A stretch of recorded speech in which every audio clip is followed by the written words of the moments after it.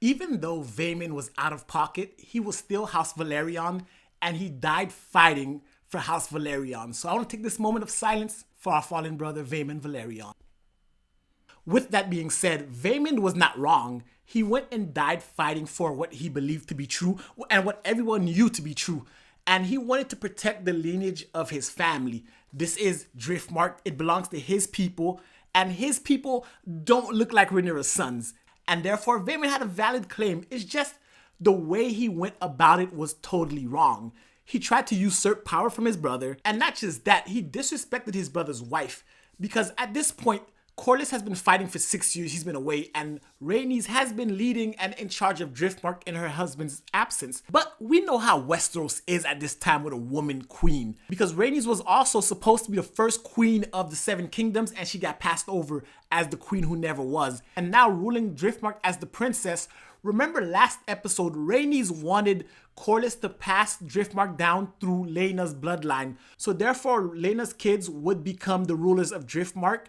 But Corlys doesn't want that because, again, in Westerosi society, women rulers typically aren't chosen at all. And Rhaenys having lived that, and for Vaemond to say what he said to her, even though Baela stood up for her grandmother, Vaemond let Rhaenys know that he did not need her. Again, disrespecting Rhaenys the same way she was disrespected in the first episode when she was passed over as the queen, which is why ultimately Rhaenys chose to side with Rhaenyra this episode. Because even though Rhaenys kind of feels away at Rhaenyra, she's kind of tight because Rhaenyra essentially is taking Rhaenys' birthright.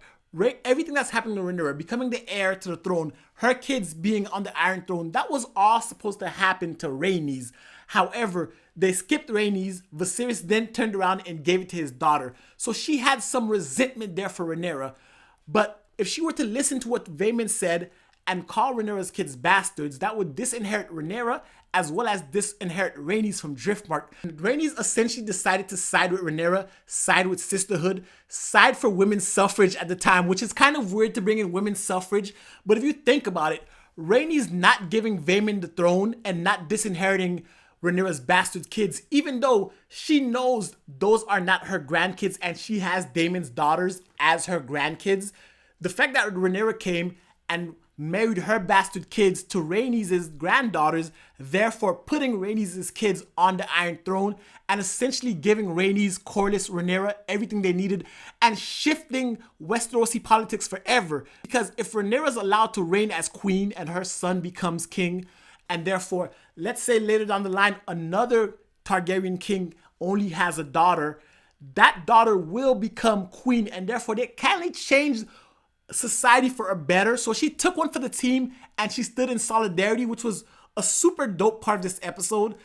Beyond the whole Vaemond standing up for what he did, and Vaemond himself, his character arc, I will say Vaemond's not wrong. His methodology was wrong.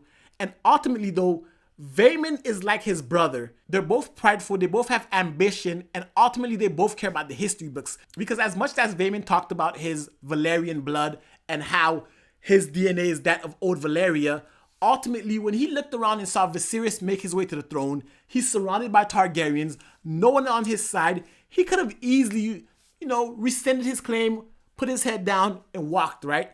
But no, he went down by looking Rhaenyra in her eye, in front of Daemon, in front of Viserys, denouncing her kids publicly, as well as calling her a whore. He is going down in the history books forever. Because earlier, right, Viserys told him, you're just a second son. And history doesn't really remember second sons. They remember kings, the brother of the king, the cousin of the king, an uncle of the king. Nobody remembers those people, but they remember the king.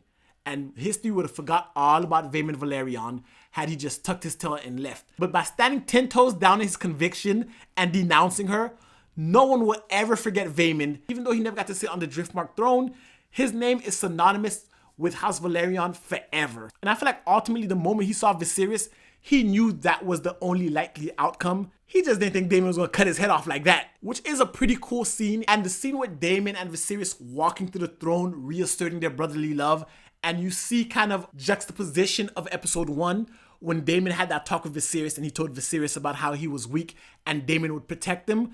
And Viserys kind of brushed him off for Otto Hightower. And we see how being in the hands of the Hightowers, how Viserys has deteriorated, how his family has fractured. And when he's at his lowest, it's Rhaenyra and Daemon. It's Daemon protecting him, carrying him up the stairs, putting the crown on his head. The crown that he said Viserys was too weak to have. It's his brother. Ultimately, for all Daemon's sins, he loves his brother. He loves his niece.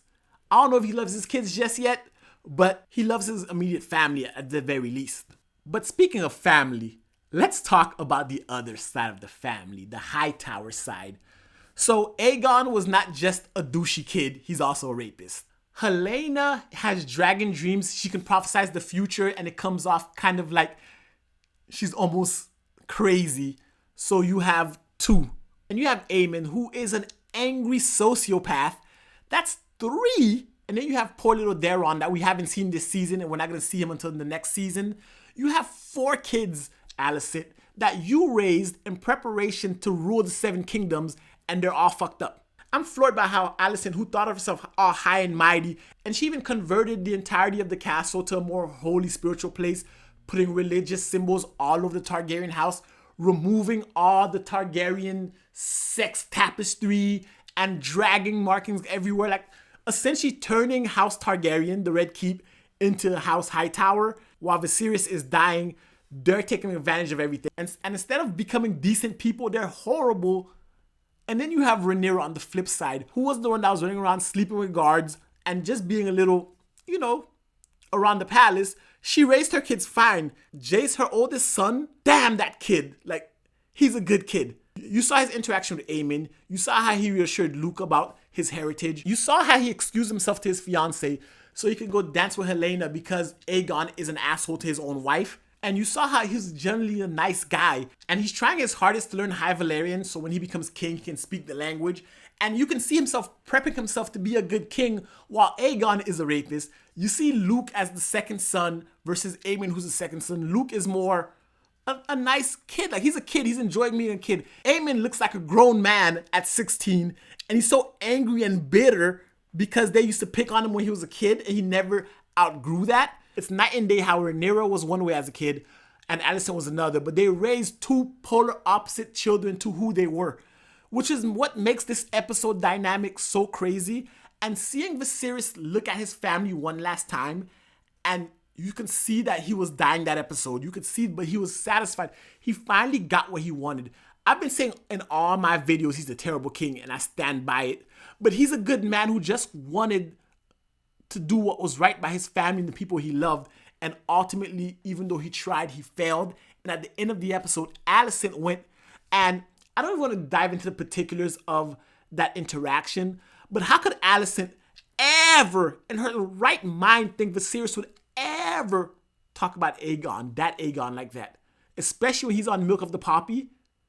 Like, he's delirious, and that's what you're taking as gospel when he's never once. Aegon has daddy issues because Viserys doesn't even acknowledge his other kids, really. He even said so this episode when he called Rhaenyra his only child.